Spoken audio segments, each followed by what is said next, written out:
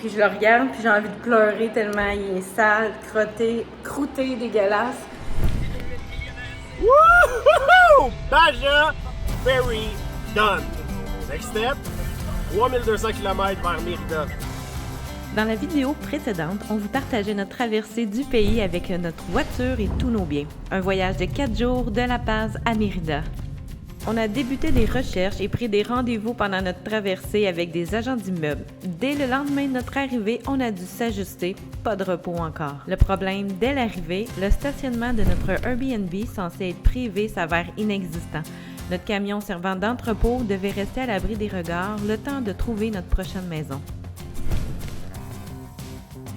On a été récupérer nos boîtes qu'on avait fait envoyer par un service de courrier et récupérer en bien piteux état.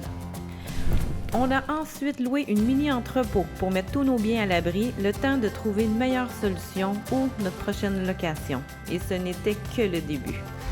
Aujourd'hui, on doit quitter, changer de Airbnb parce que la recherche de notre maison a été un petit peu plus compliquée et laborieuse que prévu. Donc là, on change d'Airbnb aujourd'hui. Le truck est full. On est dégueulasse tellement on est collé. Le camion. Puis parce qu'elle s'en vient. En principe, si tout va bien, c'est une prise 2 parce qu'on avait déjà envisagé une maison qui nous a été... ça n'a pas fonctionné. On retourne à l'entrepôt porter du stock. Puis mercredi, on devrait notarier notre location. Par chance, on rencontre une bonne agente et les négociations vont bien. On enchaîne les visites. Malgré des recherches minutieuses, les visites s'avèrent décevantes. Informations erronées, déceptions.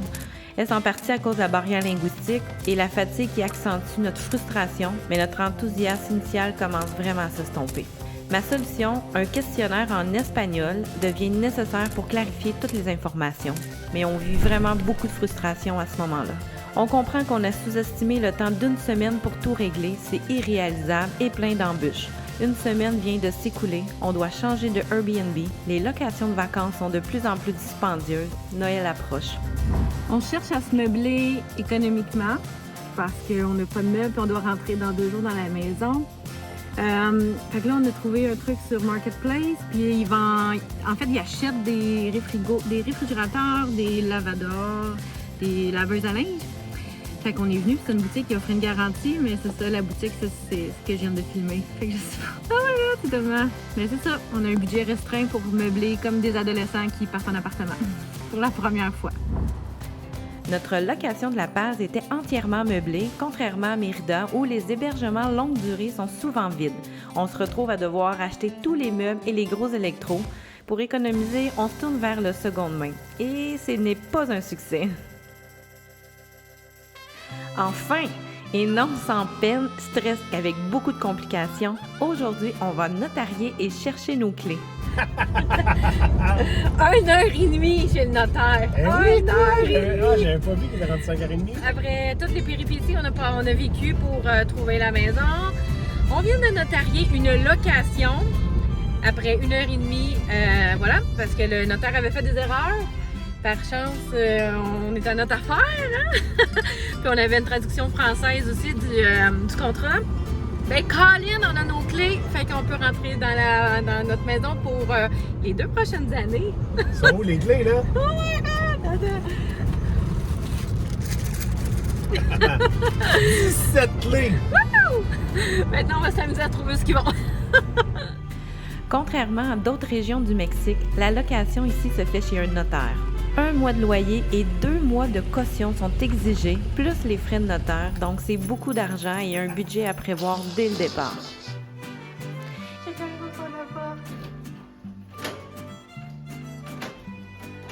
Et pourtant, les défis étaient loin d'être terminés.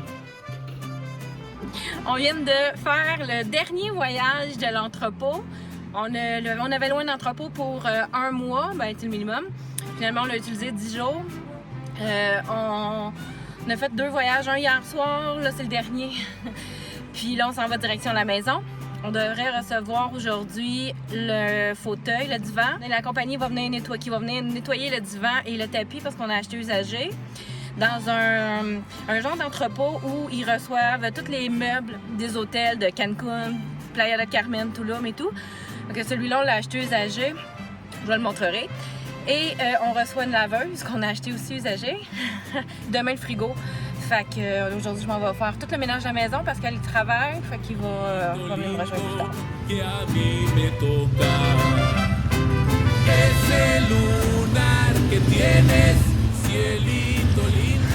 On a acheté un divan dans des retours d'hôtel ou des meubles d'hôtel qui servent plus de Cancun et tout. On n'a pas payé cher, un divan cuir 2005 pesos, fait que peut-être, je sais pas moi, 300 $.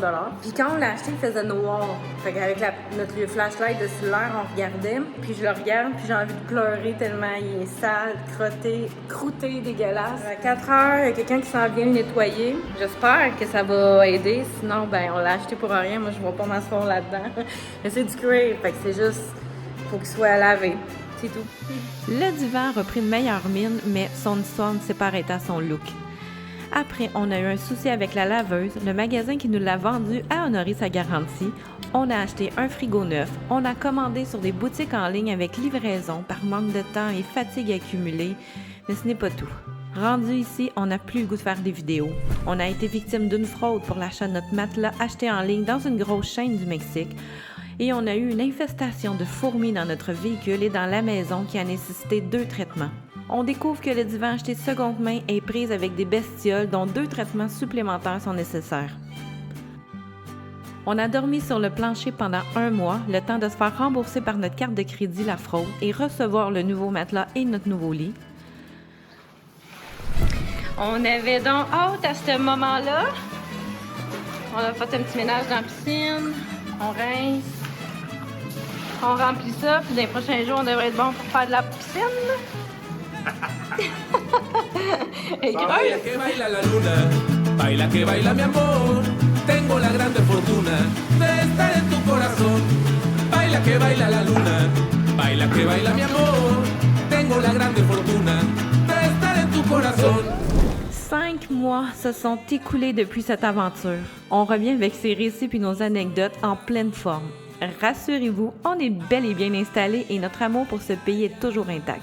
Maintenant, on a hâte de vous faire découvrir la magnifique région du Yucatan et en voici un petit aperçu.